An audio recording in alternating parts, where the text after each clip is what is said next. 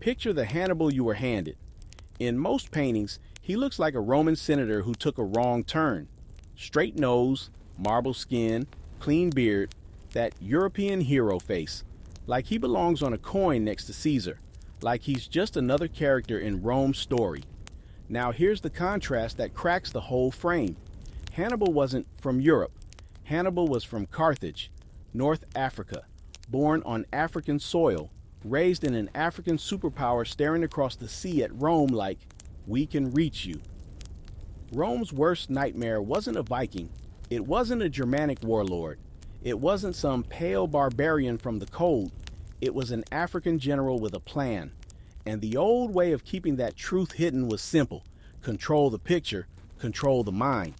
If you can make Africa look like it never produced world-class commanders, then every black kid grows up thinking genius only comes in one color. If you can make Hannibal look safe and familiar, then Rome stays the main character, even when Rome was the one terrified. Let's talk about how extreme the real story is, because this is where the value hits. Hannibal grows up in a world where Rome has already punched his city in the mouth. Carthage loses the First Punic War. Rome takes territory. Rome demands money. Rome humiliates them. And Hannibal's father, Hannibal Barca, makes him swear a lifelong oath of hatred against Rome while he's still young.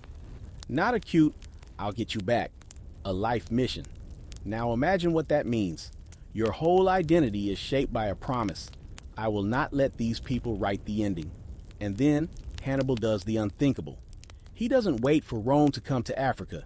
He takes the war to Italy. Not by sailing up politely, not by asking permission. He drags war across the world like a storm front. He crosses rivers, marches through hostile land, and then chooses the route that sounds like madness, the Alps. Think about the psychology of that move. Rome is expecting a fight on familiar ground. Hannibal shows up from a direction that screams, you don't control the map. Even ancient sources obsess over how brutal the Alpine crossing was because it was a logistical nightmare. Snow, rock slides, enemy attacks, animals, men starving, the terrain itself trying to kill you. And he still comes down the other side. That's not just courage, that's audacity. That's a mind that sees Rome's borders like suggestions.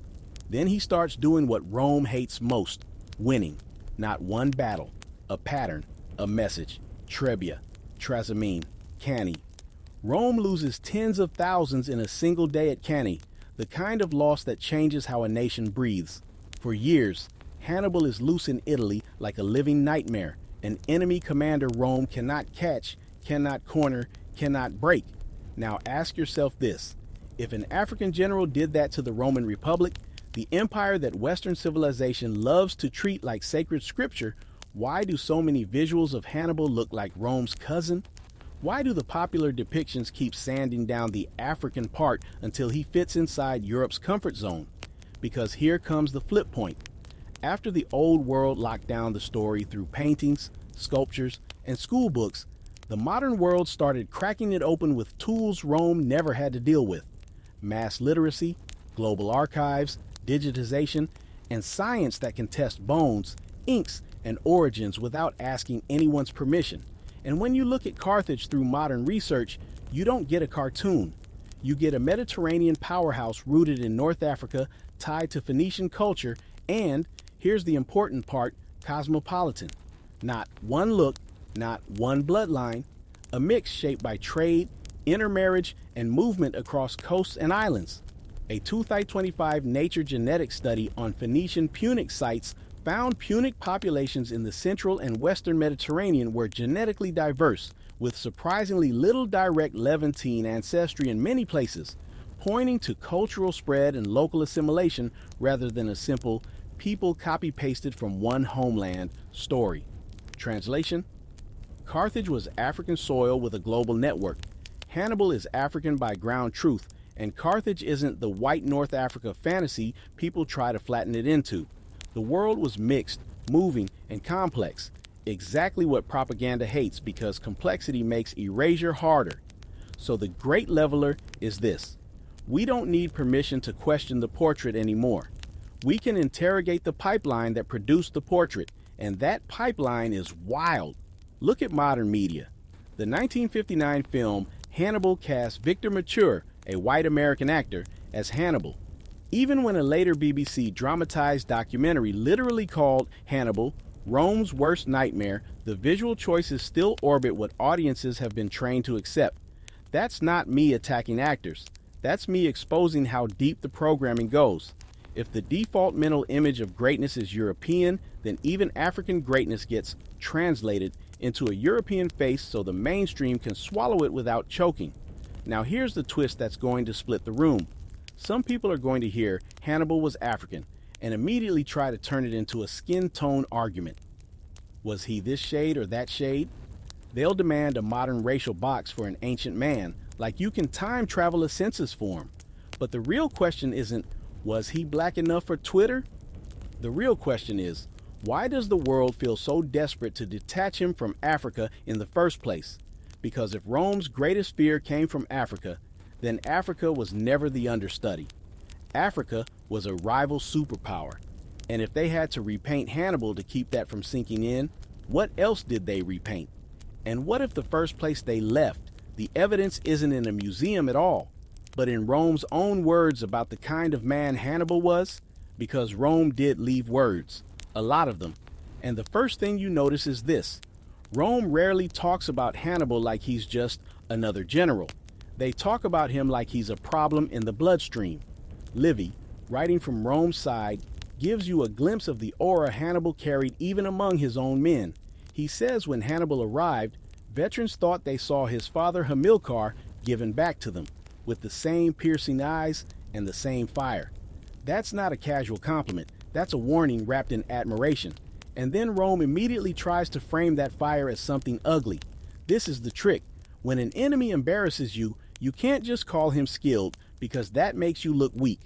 So you do two things at once. You admit his power, then you poison it. You make his talent sound like a disease. Not discipline, deceit, not strategy, treachery, not genius. Punic faith, said like an insult. Romans had a whole phrase for it, punica fides, punic faith, used as a stereotype for Carthaginian treachery. It was cultural warfare, a way to tell future generations, if we struggled, it's because he cheated by nature. And they didn't just throw that shade at Carthage as a state. They aimed it at Hannibal as a person. Scholarship on Livy notes how Roman authors tied Hannibal's supposed flaws to ethnic stereotypes about Carthaginians, using him as a mirror opposite of Roman virtue. So here's payoff number one. Rome's own writers confirm he was terrifying enough to require a propaganda filter. They had to explain why Rome was bleeding, and the easiest explanation was, he's not just an enemy, he's a Punic enemy. Different category, different rules.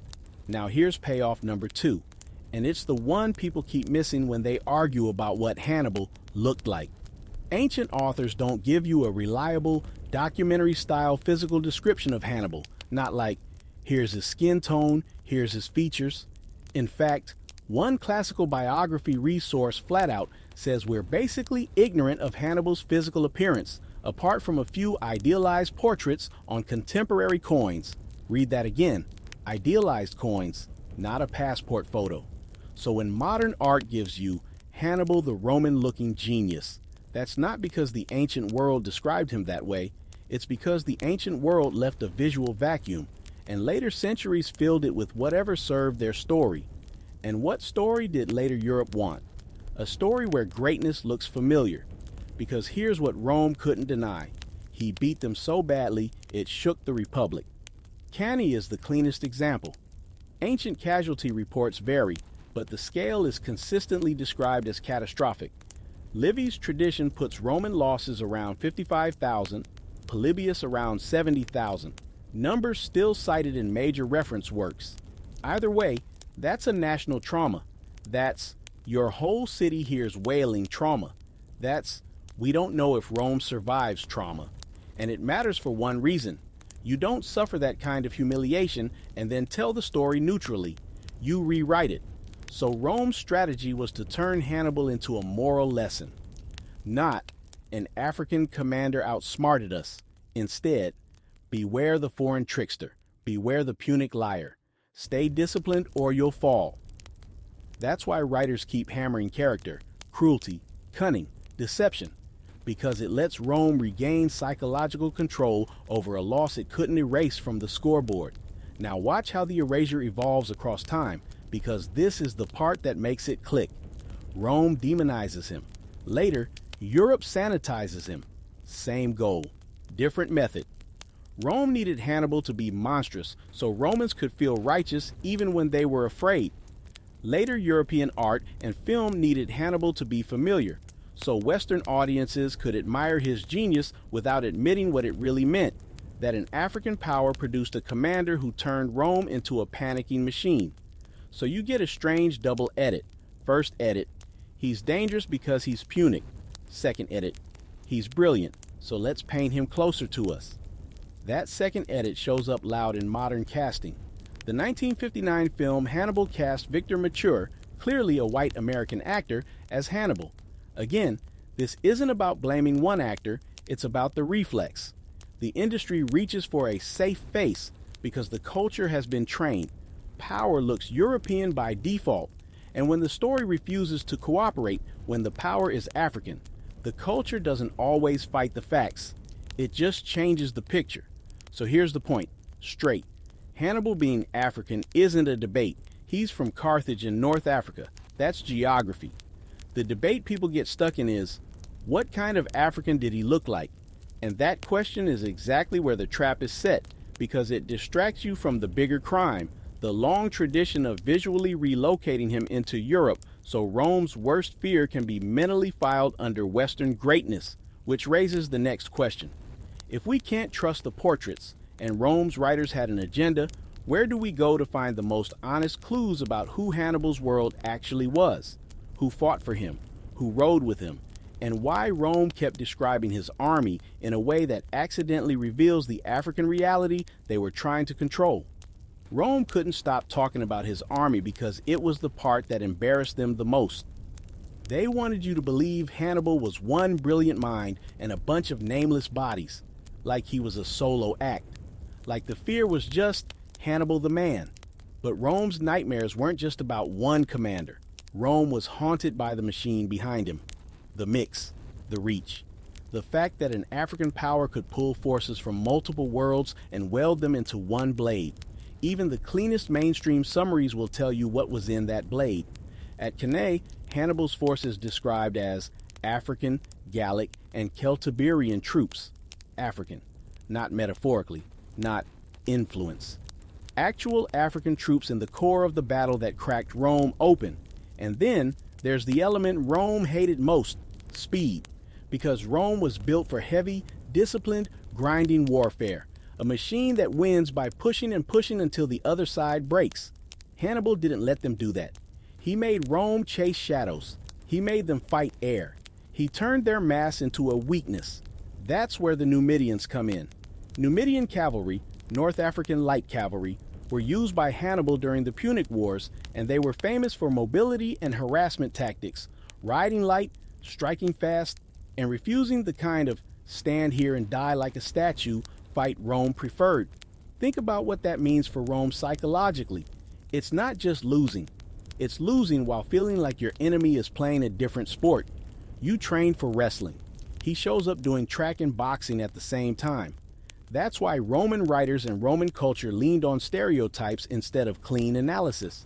When you can't beat someone in the field, you try to beat them in the mind. You label them untrustworthy by nature. You make the public believe the enemy doesn't win through skill, but through some moral corruption that is just who they are.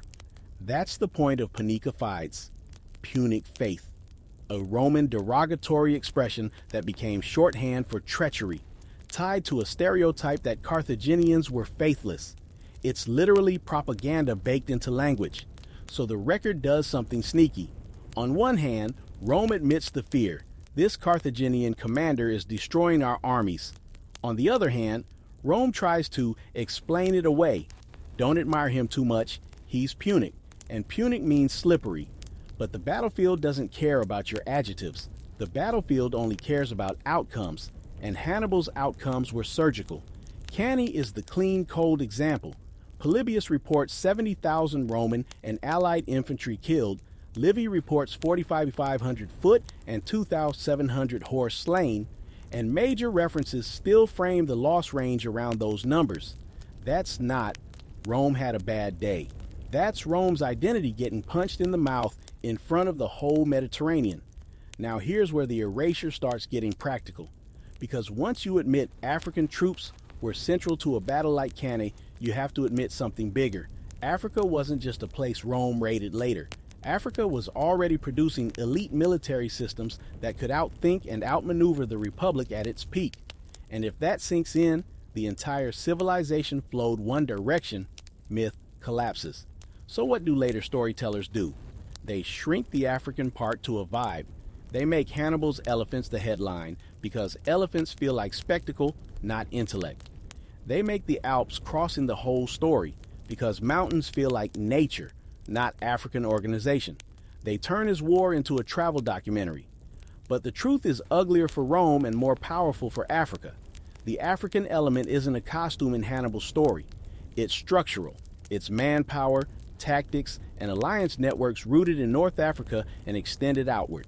And that matters for the whitewashing conversation, because you can't whiten Hannibal without also whitening the forces that made him possible. If you paint him as a lone genius who transcended his background, you quietly delete the background. You delete Carthage as a legitimate African power. You delete the African cavalry that turned Roman strengths into weaknesses. You delete the fact that Rome was being outplayed by a world it later tried to dominate. And here comes the hottest, most divisive truth. Rome didn't just fight Hannibal. Rome fought the idea that Africa could be an equal rival. That's why the war didn't end with respect. It ended with punishment, with obsession, with the kind of grudge that doesn't stop at victory, it goes for deletion. Because if you were Rome and your worst humiliation came from an African power, you wouldn't just want to win, you'd want to make sure nobody ever remembers you could lose. And that sets up the next move in this story, the move that makes erasure stop being a metaphor and start being policy. When Rome finally gets its chance, it doesn't just defeat Carthage, it destroys it. So ask yourself, if the winners burned the city, scattered its people, and controlled what survived, how much of Hannibal's African story was lost on purpose, and how much was later repainted because the evidence was already ashes? Rome didn't settle for beating Carthage. Rome went for the delete button, because a military victory fades. People forget the details. But a destroyed city? A wiped archive? That's how you control the afterlife of a story. So when Rome finally had breathing room, it stopped thinking like a rival and started thinking like an editor. The Third Punic War wasn't some honorable final chapter. It was Rome deciding Carthage should not exist. Full stop. And in 146 BCE, after a brutal siege, Roman forces stormed the city, burned it, and ended Carthage as an independent power. Now sit with what that means. Carthage wasn't just a place. It was the proof that an African power could build wealth, fleets, and armies that made Rome sweat. The proof that Rome's destiny had competition. As long as Carthage stood, Rome had to live with the memory of fear. So they didn't just win, they destroyed. Accounts of the fall describe systematic destruction, killing through the city, and tens of thousands taken prisoner and sold off afterward. That's erasure in its rawest form, not they forgot. They made forgetting easier. And here's the part that exposes how myths are manufactured, even when the core crime is real. You've probably heard the line that Rome salted the earth at Carthage like a curse so nothing would ever grow again. It's dramatic. It's cinematic. It's also not supported by ancient evidence. That salted Carthage story shows up later as a legend, not a documented Roman act. But don't let that correction soften the truth. They didn't need salt. Fireworks, mass death works, captivity works, a formal decision that nobody should rebuild works. And once Carthage is crushed, notice what happens to Hannibal's image over time. Because now the world is left with a lopsided archive. The winners keep their records. The losers lose theirs. So the story of Hannibal becomes a story told through Roman filters, Roman values, Roman insults. He becomes the enemy you can admire only if you can also control what his greatness represents. That's why the propaganda language matters. Punic faith, the insinuation of built-in treachery, the idea that Carthaginians are naturally untrustworthy. It's a stereotype so common it becomes a cultural reflex. Once that stereotype is accepted, the next step is easy. You don't have to deny Hannibal's brilliance. You just have to detach it from Africa. And this is where the modern whitewashing plays its slickest trick. It doesn't always argue with geography. It argues with imagination. It takes North Africa and tries to float it away from Africa. It makes Africa feel like it begins somewhere below the Sahara. Like North Africa is basically Southern Europe with better food. That mental split is not ancient. That's modern racial sorting, a way to keep African from being associated with high civilization, military genius, and Mediterranean power. Because if African is allowed to mean Carthage, then African can mean rival to Rome. And some people can't psychologically afford that. So Hannibal gets recast, repainted, recostumed. He becomes a European-looking mastermind in popular art and film, not because the ancient world gave us clear, reliable portraits, but because the visual gap gets filled by whatever the dominant culture expects a great general to look like. And modern casting choices have reinforced that comfort zone for generations. Now, I'm going to get straight to the point you can feel in your chest. The erasure of Hannibal's Africanness isn't about one painting. It's about what happens when the institution that lost the war gets to win the narrative anyway. Rome lost battles to Hannibal, badly, but Rome outlived Carthage. Rome built schools, copied texts, shaped Europe's political imagination, and became the ancestor Western civilization loves to claim. Once that happens, Rome doesn't just become a country in your mind. Rome becomes the measuring stick. And once Rome is the measuring stick, any enemy who humiliated Rome must be handled carefully. Too much African reality in Hannibal's story makes Rome look vulnerable to Africa. So the story gets managed. Hannibal becomes a military genius in abstract, stripped of the African power that produced him. Carthage becomes a trading city, stripped of the African statecraft that sustained it. North Africa becomes Mediterranean, stripped of the African identity that makes the whole story inconvenient. And the crazy part is, this isn't even subtle once you see it. The archive was shaped by fire, then curated by culture. So here's the question that changes how you watch every documentary on the Punic Wars. If Rome destroyed Carthage and controlled the surviving story, where do we go to catch Hannibal's Africanness in a place Rome couldn't fully sanitize? Inside the names, the languages, the gods, and the Carthaginian identity itself that later Europe tried to relabel as anything but African? Start with the names, because names don't lie the way paintings do. Carthage didn't call itself European. Rome didn't call it European. The whole world knew where that power sat, on the North African coast in what's now Tunisia. But here's how the whitewash gets sneaky. People hear Phoenician colony, and their brain immediately jumps to a modern racial shortcut. Oh, so not really African. Like culture and geography don't count unless the faces match a modern box. That's the trick. Yes, Carthage was founded by Phoenicians from the Levant, and its elite culture carried Phoenician language, writing, and religious links. But Carthage wasn't a museum exhibit frozen in time. It was a living city-state on African land, surrounded by Amazigh peoples, known in classical sources as Libyans, and later as groups like the Numidians, interacting, mixing, trading, fighting, marrying, forming alliances. That's why the Hannibal was basically European vibe collapses the moment you look at how Punic identity actually worked. Take the language. Punic is a variety of Phoenician, yes, but even standard references note Punic was influenced over time by Amazigh languages, the local North African tongues around it. That's not a minor footnote. That's cultural blending in real time. That's Africa shaping the speech in the streets, not just Phoenicia echoing across the sea. Then look at religion, because religion is where people show you who they are when nobody's watching. Carthage's most famous divine pair is Tanit and Baal Hammon, and even summaries of Punic religion openly state the connections and origins are debated, with Tanit possibly having a Libyan origin and Baal Hammon linked by some to local North African religious tradition as much as to broader Phoenician pantheons. Translation: Carthage wasn't just Phoenician in Africa. It was African soil producing its own version of the sacred, mixing old roots with new realities. That's what powerful cities do. They absorb, they adapt, they become their own center. Now here's where the modern world accidentally gives you the biggest receipt of all, because for a long time, people tried to argue Carthage's identity purely from texts and stereotypes, mostly Roman. But genetics doesn't care about Roman feelings. A 2025 Nature study analyzed genome-wide data from 210 individuals across Phoenician Punic sites around the Mediterranean, including North Africa, and found that Levantine Phoenicians contributed surprisingly little genetically to many Punic populations in the central and western Mediterranean between the 6th and 2nd centuries BCE.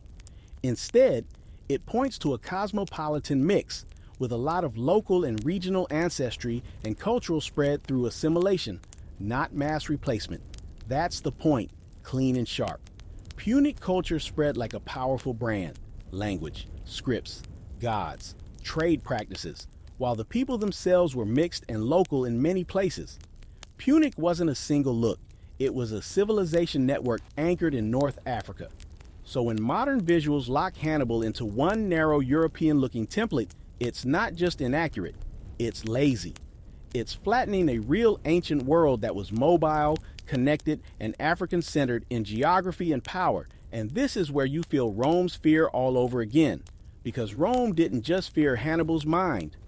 Rome feared Carthage's reach, a North African hub that could recruit allies, command cavalry that moved like smoke, and coordinate war across seas and mountains. That's why the African relationships matter. The Numidians, North African neighbors, weren't some random footnote. They were part of the same North African world, and their role in warfare across the Punic period shows how Carthage's military ecosystem was rooted in that African landscape. So when you say Rome's worst nightmare was African, you're not making a vibe claim. You're stating a structural fact. Rome's greatest threat came from an African-centered power with African alliances, African cavalry traditions, African geography, and an African launching pad. And the reason the whitening feels so aggressive later is because once Europe claimed Rome as its spiritual ancestor, it couldn't emotionally handle the idea that Rome's terror wore an African address.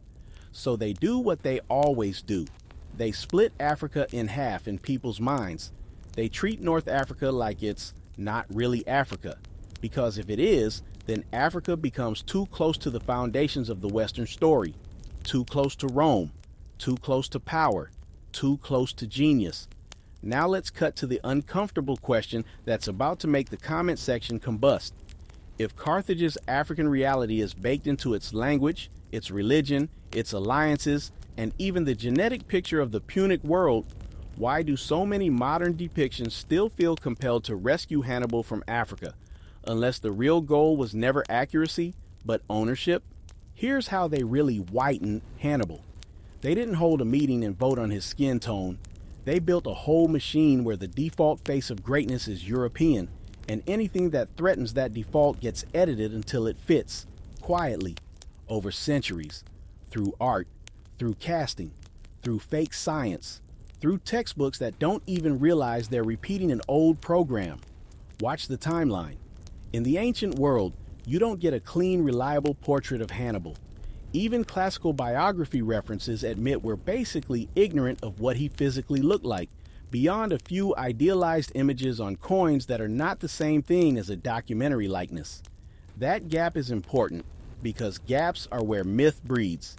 Then Europe hits the 1700s and 1800s and starts painting Hannibal like a grand symbol, not a real African commander, a symbol. A dramatic civilization versus chaos stage prop. You can literally see it in famous works like Goya's The Victorious Hannibal, Seeing Italy from the Alps for the First Time, a painting produced for a European art competition with strict instructions on how Hannibal should be posed and portrayed. It's not trying to document Carthage. It's trying to satisfy European taste. Then, the Romantic era comes in and makes Hannibal a storm. Turner's snowstorm. Hannibal and his army crossing the Alps turns him into a tiny figure swallowed by nature, almost like the point is the mountain, not the man. Hannibal becomes spectacle, not African agency. That's phase one of the edit. Make him cinematic. Make him distant. Make him a legend, not a North African power with a real political identity. Phase two is nastier. Europe invents modern racial categories, then retrofits the ancient world into those boxes. This is where you get concepts like the Mediterranean race, an obsolete racial classification used in the late 19th to mid-20th century that tried to sort people around the Mediterranean, including parts of North Africa, into a Caucasian framework. It's now recognized as bogus science, but it shaped how generations visualize the region. And once that framework is in place, the psychological move becomes easy. You don't have to say Hannibal is white. You just have to say North Africa is basically Mediterranean, basically not really Africa. And the audience fills in the rest. The mind does the whitening for you.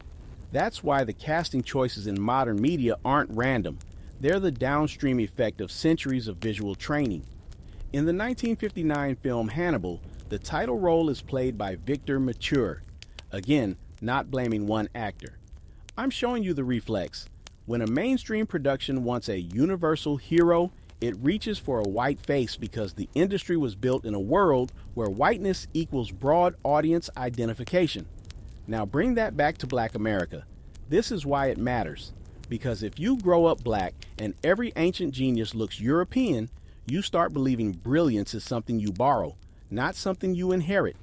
You start thinking your history begins at the auction block and ends at the civil rights montage. You don't just get denied resources, you get denied origin. And you can feel the programming when people get uncomfortable with a simple fact. Hannibal's power base was in North Africa, in Carthage. That's African soil. The discomfort isn't about accuracy, it's about what accuracy implies. Because once you accept that Rome's greatest fear came from Africa, you have to accept that Africa produced systems capable of humiliating the father of Western political imagination. And that shakes a lot of modern pride. So the whitening isn't a mistake, it's a coping mechanism.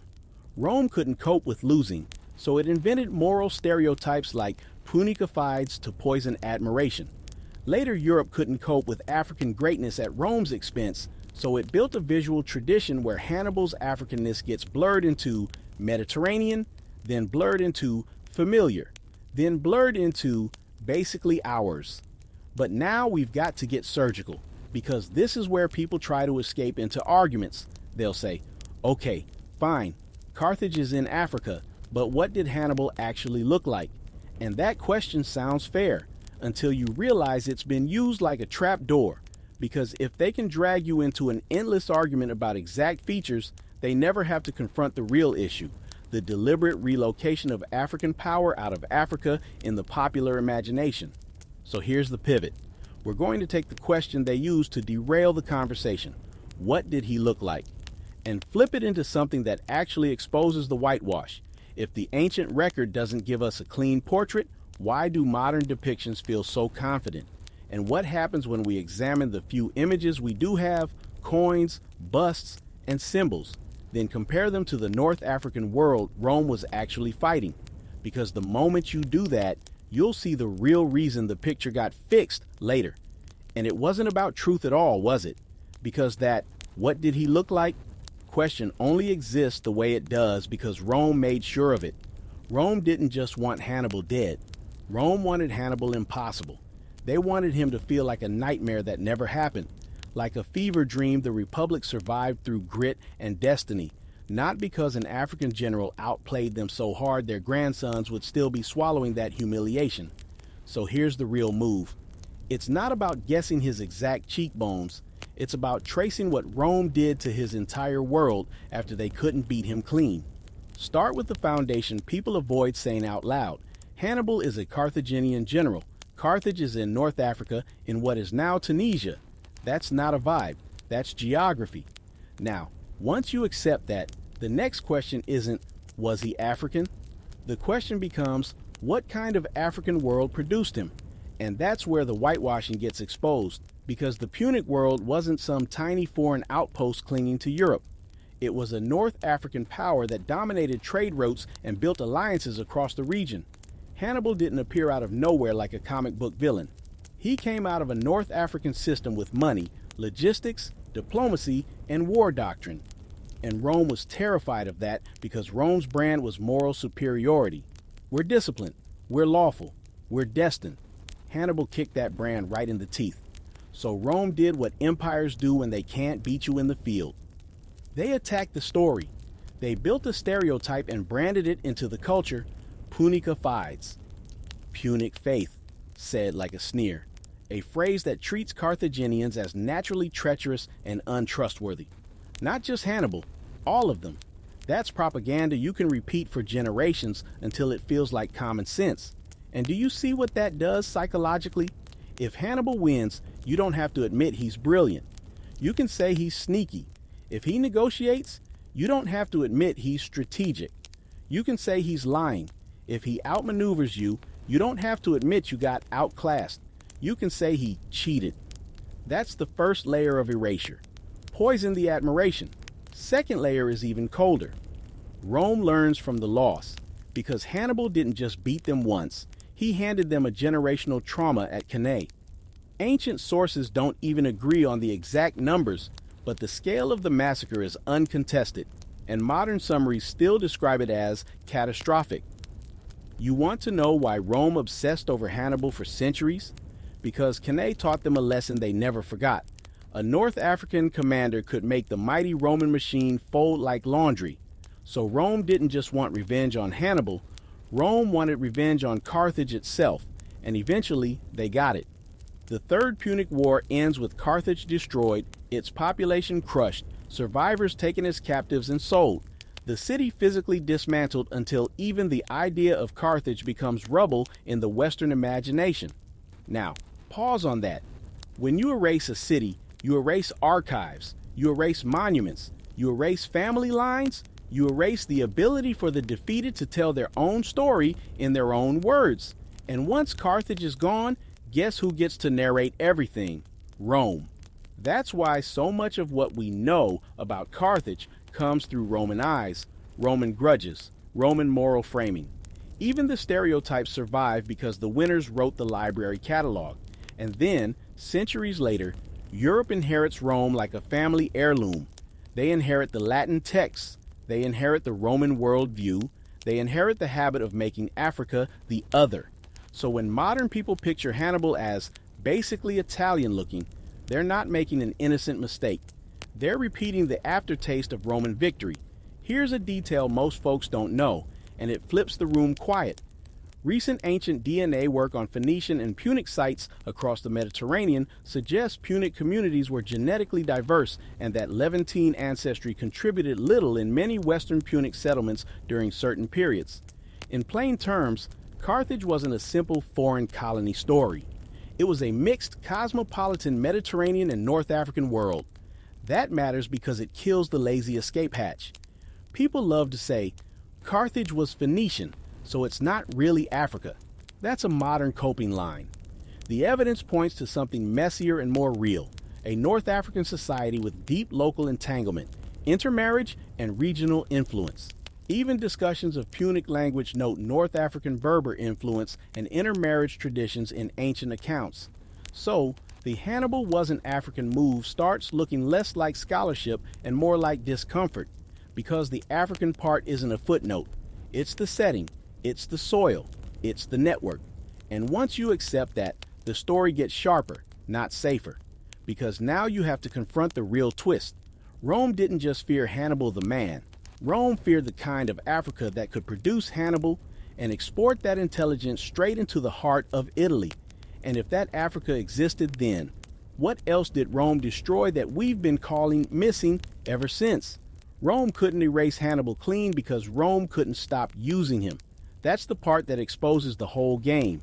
If he was just some foreign invader, why did his name become a permanent emergency alarm inside Roman culture?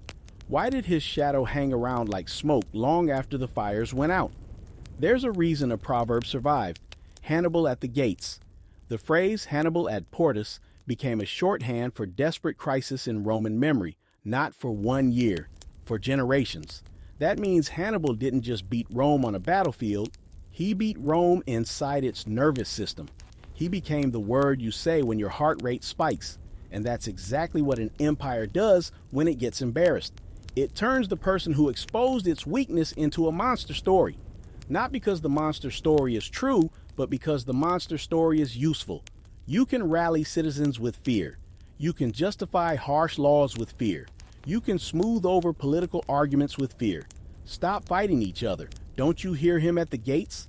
So the Roman propaganda wasn't just Hannibal is dangerous. It was Hannibal is chaos. It was Hannibal is what happens when we get soft. It was Hannibal is punishment. And once you make him a force of nature instead of a strategist, you don't have to admit he simply outplayed you. That's the first erasure. Turn African genius into a storm cloud. Then comes the second erasure, trophy language. Because Rome's favorite magic trick is this: when they conquer you, they don't just take land, they take naming rights. Think about Scipio, Africanus. That title wasn't some celebration of African identity. It's a victory stamp. It's Africa belongs to Rome now. Even later literary tradition describes him as taking the agnomen Africanus as conqueror of Africa. So Rome can say Africa all day, as long as Africa is a conquered thing, a defeated thing, a prized thing. But an Africa that produces Hannibal, an Africa that walks into Italy and makes senators panic prey, that kind of Africa cannot exist in the Roman imagination without breaking it. So they do both at once. They keep his name as a fear tool, but they strip his people of dignity. They keep the myth, but bury the context. They keep the nightmare, but erase the civilization. And if you want the coldest receipt, look at what happened to Carthage when Rome finally got the chance to put the knife in. Carthage didn't just lose a war, it got swallowed. The Roman siege ended with Carthage destroyed in 146 BCE. Britannica describes 6 days of street fighting before the citadel fell and the city was destroyed. And when a city like that goes down, it's not just buildings, it's memories, it's records, it's archives, it's family lines, it's the ability for the defeated to tell their own story without the winner's hand on the microphone. That's why the whitewash doesn't start in Hollywood, it starts in the ashes. Rome created a world where, for centuries, most of what survives about Carthage is filtered through Roman writers, Roman values, Roman grudges. It's like asking somebody's ex to write their biography. You might get dates and places, but the soul will be malicious. So when later Europe inherits Rome, Europe inherits that filter too. Europe reads Rome in schools, worships Rome as the blueprint of the West, then unconsciously adopts Rome's emotional needs. Africa must be either conquered, exotic, or invisible. Never equal, never superior, never the source of Rome's deepest fear. That's why depictions get fixed without anybody admitting they're fixing them. It becomes automatic. Hannibal gets softened into a vague Mediterranean silhouette. Carthage gets reduced to traitors and tricksters.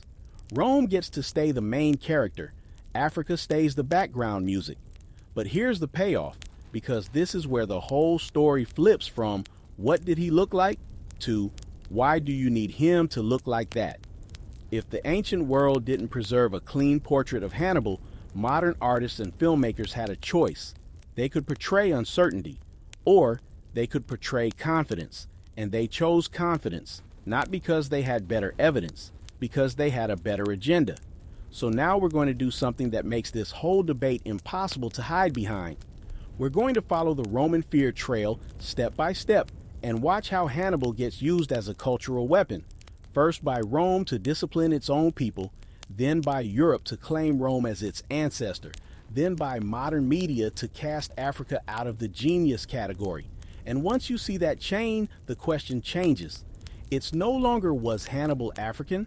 It becomes, if Rome spent centuries screaming his name at their own gates, why are we acting like Africa wasn't already standing inside the foundation of the Western story? Rome couldn't live with him breathing. That's the cleanest way to say what happened after the war. Hannibal survives the battlefield, comes back to Carthage, and doesn't just disappear into retirement like a defeated villain. He steps into politics. He becomes suffet, a top magistrate, and pushes financial reforms aimed at paying Rome's indemnity and tightening up corruption. That's not a man who accepted Rome's new order. That's a man trying to rebuild power from the inside. And Rome knew exactly what that meant. Because the scariest Hannibal is not the one crossing mountains. It's the one who learns. It's the one who adapts. It's the one who starts organizing money, law, and institutions again. Rome doesn't fear your rage. Rome fears your recovery. So the pressure starts. Carthaginian elites who hated his reforms start leaning on Rome. Rome starts leaning on Carthage. The message becomes simple. He can't stay, and Hannibal does what a hunted man does. He leaves. But here's what makes his story feel like a modern setup. Rome wins the war, then spends the rest of his life making sure Hannibal never gets to exist as a living counterexample to Roman superiority. They don't just want him defeated, they want him unavailable. They want him unreachable. They want him reduced to a myth they can control. So Hannibal moves through the Mediterranean like a ghost everybody recognizes. He ends up at the Seleucid court, serving Antiochus III as a military advisor in the war against Rome. Think about how insane that is from Rome's perspective. They beat Carthage, but Hannibal's mind is still in the game, still shaping anti-Roman strategy. They can't kill the idea, so they chase the man. Antiochus eventually loses. Rome forces terms. Hannibal runs again. He's in motion because Rome's fear is in motion, and he ends up in Bithynia at the court of King Prusius. Now here's the moment that tells you everything about erasure as a policy. Rome sends envoys to demand him. Not if convenient. Not if you find him. Demand. Livy's account frames it like a Roman embassy goes to Prusias and Hannibal realizes he's surrounded and can't escape. So Hannibal does what Rome hates most. He chooses his ending. He takes poison rather than be handed over. That's not just a tragic death. That's the final refusal. Rome couldn't parade him. Rome couldn't break him on display. Rome couldn't turn him into a trophy. And you can feel the pettiness in it, the insecurity. Why do you hunt an old man across kingdoms if you're truly confident you've already won? Because Hannibal wasn't just a threat to Rome's borders. He was a threat to Rome's story. That's why the proverb sticks. Hannibal is at the gates, a permanent emergency phrase in Roman memory. Not Pyrrhus at the gates, not Gauls at the gates. Hannibal, the African who made the mighty republic flinch. And this is where the modern whitewashing starts to look like an aftershock of the same fear. When you paint Hannibal as European looking, you're not just changing a face. You're shrinking a psychological wound in the Western imagination. You're making Rome's worst humiliation feel like it came from a familiar world, a worthy rival that doesn't threaten the myth of African inferiority. Because if Hannibal stays clearly African in the public mind, then the Western origin story has to admit something it doesn't like admitting. Africa wasn't just in history. Africa was against Rome and almost won. Now let's get to the point that matters for your audience, because this isn't abstract. Black America has been trained to see Africa as a place of loss, not a place of legacy, a place you were taken from, not a place you were connected to, a place that needed saving, not a place that forced the most powerful empire of the ancient West to restructure itself out of fear. But Hannibal's story is the opposite of that programming. It's Africa as strategic, Africa as discipline, Africa as terrifying to power, Africa as the kind of threat that makes the winner rewrite the rules, burn the rival's city, and hunt the rival's commander until the end of his life. And once Hannibal is gone, the erasure gets easy. Because now, it's just Rome telling stories about Carthage. Rome curating what Punic means. Rome deciding what's remembered and what's mocked. And centuries later, Europe inherits those stories, inherits the Roman lens, and then builds an art tradition and an education tradition where Hannibal is treated like a mythic genius, but not like an African legacy.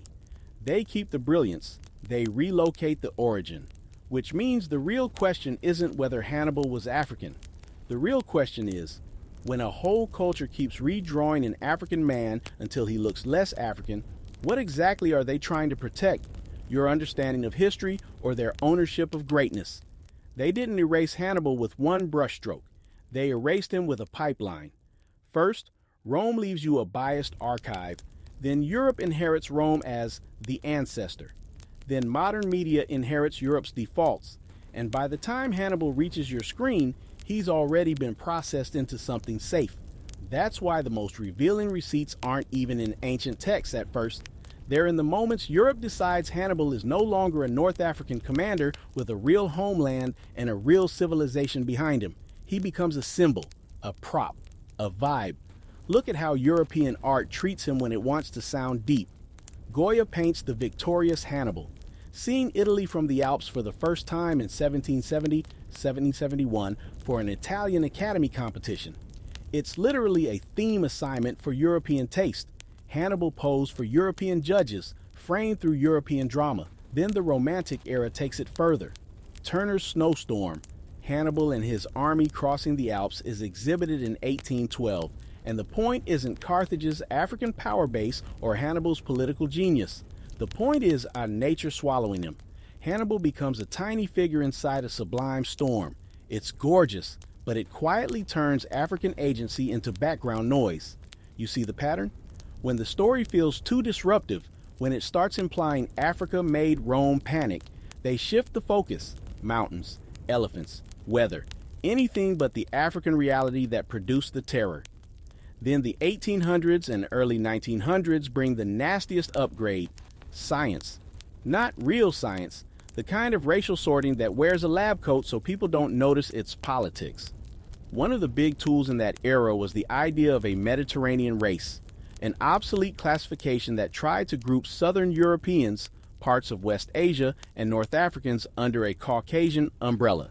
It's now understood as discredited race theory, but it shaped how huge numbers of people imagine North Africa, less as Africa, more as almost Europe. And once a culture absorbs that mental map, you don't even need to argue. You can just cast. You can just paint. You can just illustrate a great general the way audiences have been trained to accept greatness. Familiar, European coded, safe. That's why mid-century cinema didn't blink. The 1959 film Hannibal cast Victor Mature in the title role. Again, this isn't about one production. It's about the reflex. The industry doesn't feel like it's making a political statement. It feels like it's doing normal.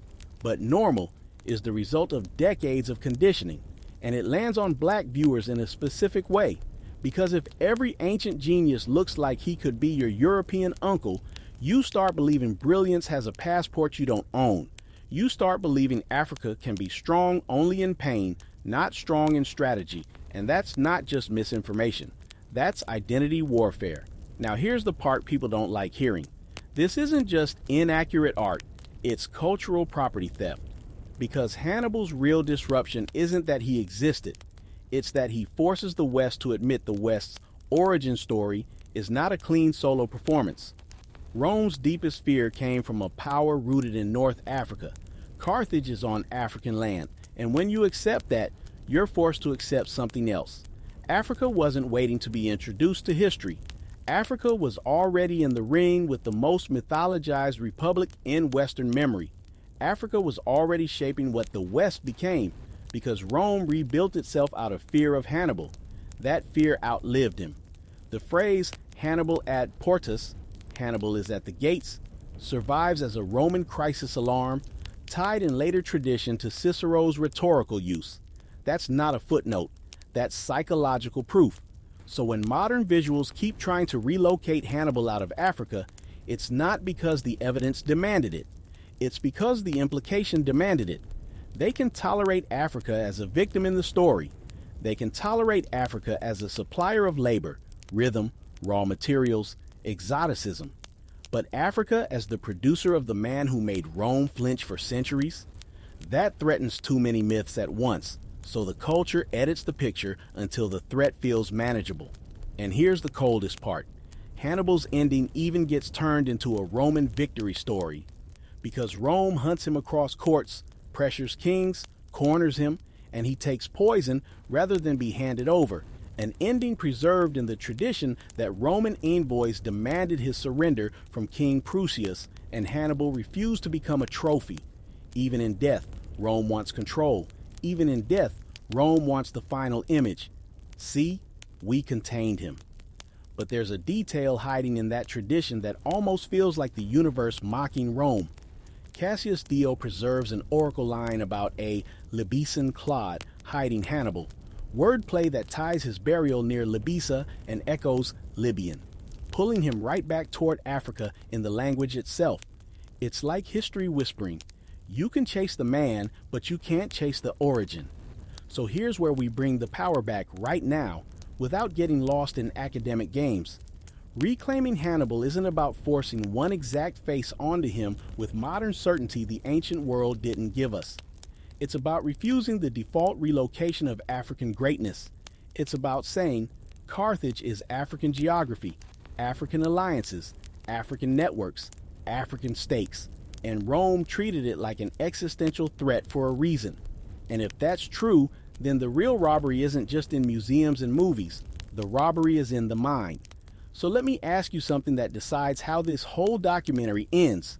If the West has been quietly editing Hannibal for centuries to protect its ownership of greatness, what happens when millions of people in the diaspora start putting him back where he belongs, back on African ground, back in African legacy, and stop asking permission to see themselves in power?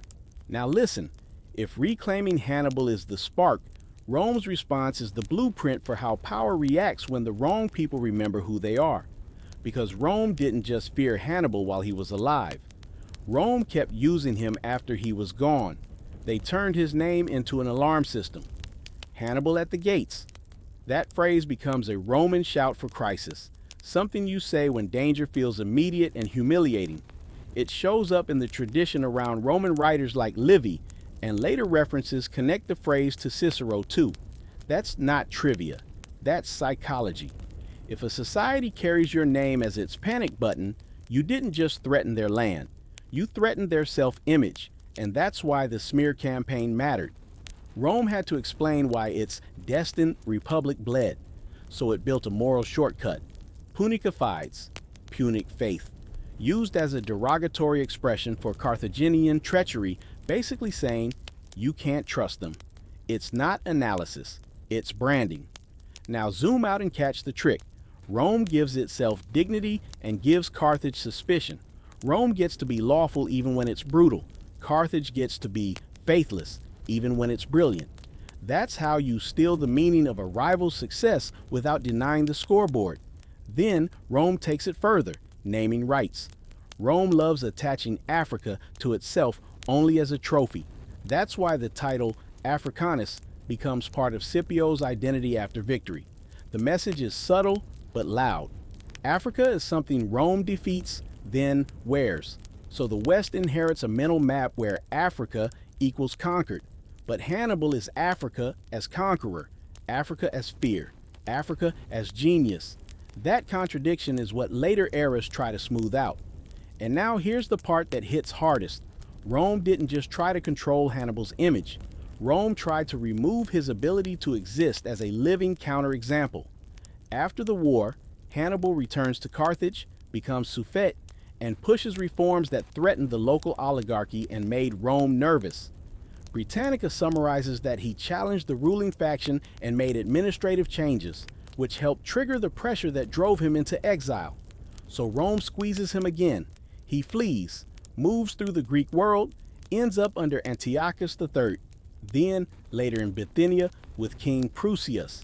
And when Rome finally corners him, the tradition says Roman envoys demanded his surrender and Hannibal chose poison rather than become a Roman trophy. Livy and Cornelius Nepos preserved that version of events, and major references repeat it as the famous ending.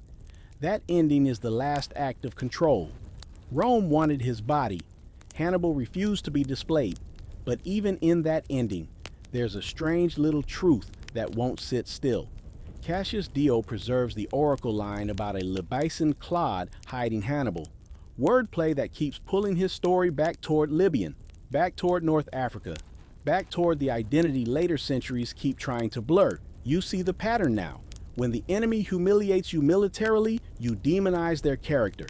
When the enemy threatens your narrative, you control their image. When the enemy might rebuild, you chase them until they're gone. That's not ancient drama. That's how power behaves, period.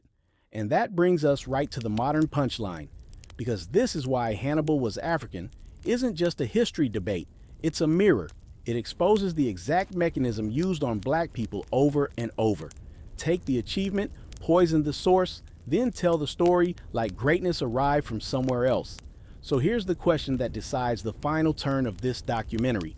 If Rome turned Hannibal into a permanent fear slogan, and later centuries turned him into a safer looking symbol, what happens when we stop arguing about the portrait and start reclaiming what Rome was really terrified of? An African legacy of strategy, discipline, and power that doesn't ask anyone for permission? So here's the final turn, and I'm not going to baby it. Rome didn't just beat Carthage on a map. Rome rewired the story of who gets to be feared, who gets to be admired, and who gets to be remembered as civilization. Hannibal was born in North Africa, a Carthaginian general. Not a rumor, not a metaphor. That's the baseline before anybody starts playing games with your imagination. And Rome's reaction to him tells you everything you need to know about power. Because if you really, truly believe you're superior, you don't spend generations using one man's name as a panic siren. Yet Romans did. Hannibal at the gates. Hannibal ad portas. A phrase that became shorthand for a terrifying emergency in Roman memory. That is not how you talk about someone you have mentally minimized. That is how you talk about a humiliation you can't digest. So Rome did what empires do when they can't stand what the truth implies. They attacked character. They built stereotypes into language. Punica fides, Punic faith, used as a derogatory expression implying treachery, turning an entire people into a moral warning label. Notice the move. If you can brand the rival as inherently untrustworthy, you don't have to confront their competence as equal. You don't have to admit you got outplayed. You can tell yourself, we're still better. They're just sneaky. It's emotional self-defense dressed as history. Then Rome escalated from words to ash, because propaganda alone doesn't feel safe if the rival can recover. So Rome destroyed the source. In 146 BCE, Rome destroys Carthage. Britannica is blunt about it. The city falls and is plundered and burned, ending the generations-long struggle and fulfilling the Roman obsession that Carthage must be destroyed. And people love to argue about legends like salted earth. Fine, argue about salt if you want. The fire was real. The destruction was real. The desire to make Carthage unrevivable was real. And when you burn a city like that, you don't just kill people. You kill counter-narratives. You reduce the loser's voice to fragments, and then you act shocked centuries later when most surviving stories sound Roman. That's not an accident. That's a pipeline. And it didn't stop in the ancient world. It kept flowing straight into modern culture, because Europe later takes Rome as its ancestor, its proof of legitimacy, its origin story. So Europe inherits the Roman lens. Rome becomes us. Carthage becomes them. And them can be respected only as long as them never destabilizes the hierarchy. That's why modern depictions often treat Hannibal like a mythic genius floating in a vague Mediterranean haze instead of a North African legacy anchored in African ground. Look at the media reflex. A mainstream 1959 film literally cast Victor Mature as Hannibal. That's not evidence. That's a cultural default operating like a machine. And if you grew up in that machine, you don't even realize you're being trained. You just absorb it. Greatness looks like this. Genius sounds like that. Threat comes from here, not there. Africa is supposed to be a backdrop, not the main character. But Hannibal breaks that programming. Because Rome didn't just fear him. Rome reorganized itself because of him. Rome carried his name as a permanent warning. Rome chased him across the Mediterranean until the end of his life. So obsessed with control that the tradition preserves him choosing poison rather than being turned into a Roman trophy. That's what a real threat does. It forces an empire to show its teeth even after victory. Now let's bring this home. Cookout style, truth-telling uncle voice, no fluff. They taught you Africa enters the story as suffering, but Hannibal is Africa entering the story as strategy, as nerve, as discipline, as humiliation for Rome. And once you see that, you start noticing the same pattern everywhere else.